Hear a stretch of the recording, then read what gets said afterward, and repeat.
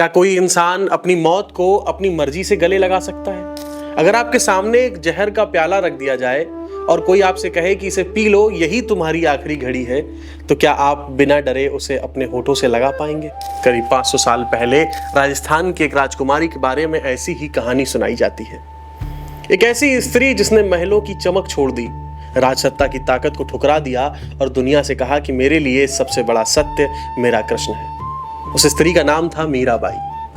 लेकिन सवाल आज भी वही है कि क्या सचमुच जहर उन पर असर नहीं कर पाया, या फिर ये कहानी इंसान के अटूट विश्वास का सबसे बड़ा प्रतीक है? आइए आज इतिहास, लोक कथा और आध्यात्म तीनों के बीच छिपी इस कहानी को समझते हैं। लगभग 1998 ईस्वी के आसपास राजस्थान के मेड़ता राजघराने में जन्मी मीराबाई बचपन से ही श्री कृष्ण को अपना सर्वस्व मानती थी। लोक कथाओं के अनुसार एक दिन उन्होंने अपनी माँ से पूछा कि मेरा दूल्हा कौन होगा। माँ ने मुस्कुराकर घर में रखी श्री कृष्ण की मूर्ति की ओर इशारा कर दिया। शायद माँ ने यह बात सहजता से कही थी, लेकिन छोटी मीरा ने उसे जीवन का सत्य मान लिया। यहाँ से शुरू हुई वो भक्ति जो आगे चलकर इतिहास बन गई। मीरा का विवाह मेवाड़ के राजकुमार भोजराज से हुआ।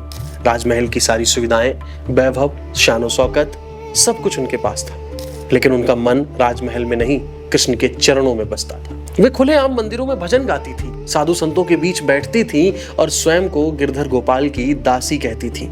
उस दौर में ये केवल धार्मिक आचरण नहीं था, ये राजघराने की परंपराओं के विरुद्ध माना जाता था। और सबसे प्रसिद्ध कथा यहीं से शुरू होती है। भक्त परंपरा और लोक कथाओं में वर्णन मिलता है कि राज परिवार के कुछ लोग मीरा की भक्ति से नाराज थे।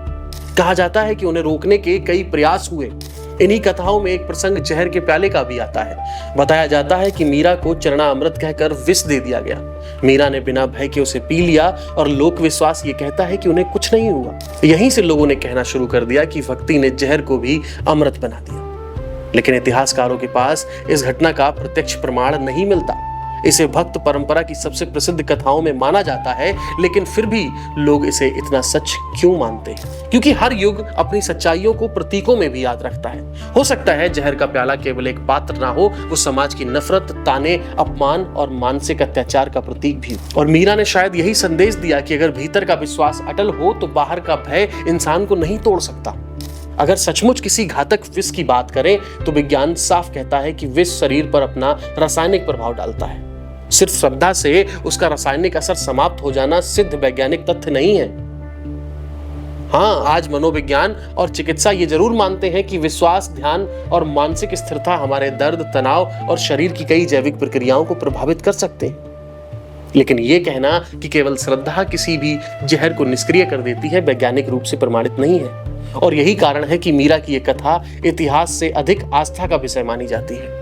मीरा की सबसे बड़ी क्रांति शायद केवल उनकी भक्ति नहीं थी। कई परंपराओं के अनुसार उन्होंने संत रविदास को अपना गुरु माना। उस समय समाज कठोर जाति व्यवस्था में बंधा हुआ था। ऐसे दौर में एक राजघराने की स्त्री का सामाजिक भेदभाव से ऊपर उठकर किसी संत के चरणों में बैठना अपने आप में बहुत बड़ा संदेश था। मीरा ने मानो कह दिया कि ईश्वर तक पहुंचने का रास्ता जन्म से नहीं, मन की पवित्रता से तय होता है। एक प्रसिद्ध लोक कथा यह भी कहती है कि मुगल सम्राट अकबर और तानसेन वेश बदलकर मीरा के भजन सुनने पहुंचे थे। कहा जाता है कि अकबर उनकी भक्ति से इतने प्रभावित हुए कि उन्होंने एक बहुमूल्य हार उन्हें भेंट कर दिया। हालांकि इतिहासकार इस घटना पर एकमत नहीं है, इसे भी लोक परंपरा का हिस्सा माना जाता है। लेकिन ये कथा एक बात जरूर बताती है, सच्ची कला और आध्यात्मिकता सीमाओं से बड़ी होती है। अब प्रश्न ये है कि क्या मीरा अपने समय की विद्रोही महिला थी? अगर उस दौर को देखें तो इसका उत्तर काफी हद तक हाँ ही दिखाई देता है। उन्होंने समाज की तय की हुई सीमाओं को स्वीकार नहीं किया। उन्होंने अपनी पहचान स्वयं चुनी। उन्होंने यह अधिकार अपने हाथ में लिया कि वे किसे अपना जीवन समर्पित करें। और यही कारण है कि आज भी बहुत से लोग उन्हें महिला स्वतंत्रता और आध्यात्मिक साहस दोनों का प्रतीक मानते हैं। आज शायद कोई हमें जहर का प्याला नहीं देगा, लेकिन निराशा, असफलता, ताने, मानसिक दबाव और अकेलापन ये भी किसी जहर से कम नहीं होते। मीरा की कहानी हमें यह नहीं सिखाती कि चमत्कारों का इंतजार करो, वो ये सिखाती है कि अगर भीतर विश्वास जीवित है तो बाहर की परिस्थितियां आपको पूरी तरह हरा नहीं सकती। और शायद इसीलिए सदियों बाद भी जब कोई मीरा का भजन सुनता है तो उसे केवल संगीत नहीं सुनाई देता, उसे एक ऐसी स्त्री की आवाज सुनाई देती है जिसने दुनिया से कहा था कि मुझे डर से नहीं, प्रेम से जीना है। और शायद यही प्रेम आज भी मीराबाई को अमर बनाए हुए। आपको ये वीडियो कैसा लगा कमेंट सेक्शन में जरूर बताइए। फिलहाल के लिए इतना ही। आप देख रहे थे न्यूज फीड और मैं शिवम यादव हूँ आपके साथ। धन्यवाद।